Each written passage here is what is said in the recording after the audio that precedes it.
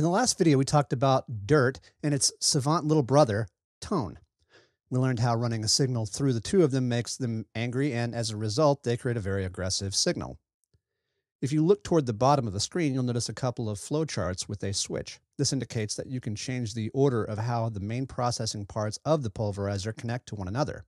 One of the best ways to understand this would be using reason itself as a means of understanding signal flow.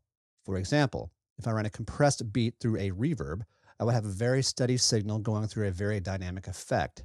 As a result, I may have some volume spikes based on how the reverb is affected by the incoming signal.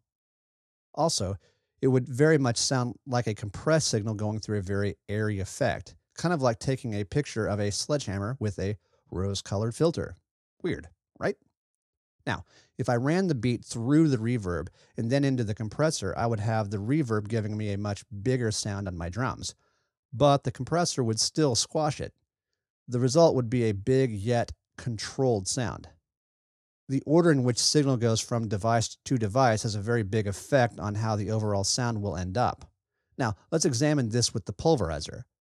By default, the signal runs through the squash or compressor, then into dirt, then into the filter. The end result is a squash signal running through a dynamic filter. Remember, the filter can introduce feedback, as we discovered in the last video. So everything will be squash that runs into the filter, but not what comes out of the filter. Now, if I modify the signal flow with the routing switch, suddenly the filter is running through squash, aka the compressor, and then dirt. This causes the filter to now be compressed by reducing its dynamics based on how much squash or compression you have going.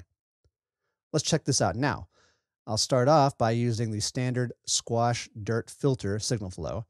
Then I'll switch to the filter squash dirt mode. I'll use the low pass filter 24 to demonstrate with a low setting and the resonance to pump up the signal. Then I'll switch to filter squash dirt to show you the difference. Let's go. I'll play it now. Let's move the frequency down. Now let's take a look at the output. Pretty dynamic. Let's switch the signal path. Beyond mere compression, you'll also find when I bring up the frequency that there is a different characteristic to the sound. It's a little more grungy, processed, and dirty.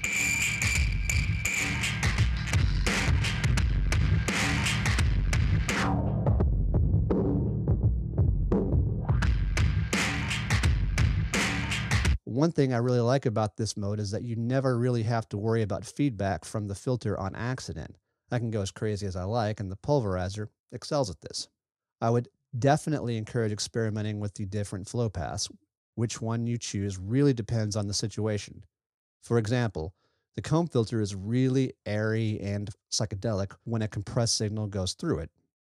But when you compress the comb filter with the second routing position, it sounds very growly and seems to put a heavy sawtooth characteristic on things. Bottom line, both settings are great. Experiment. In the next video, we're going to start getting into modulation with tremor.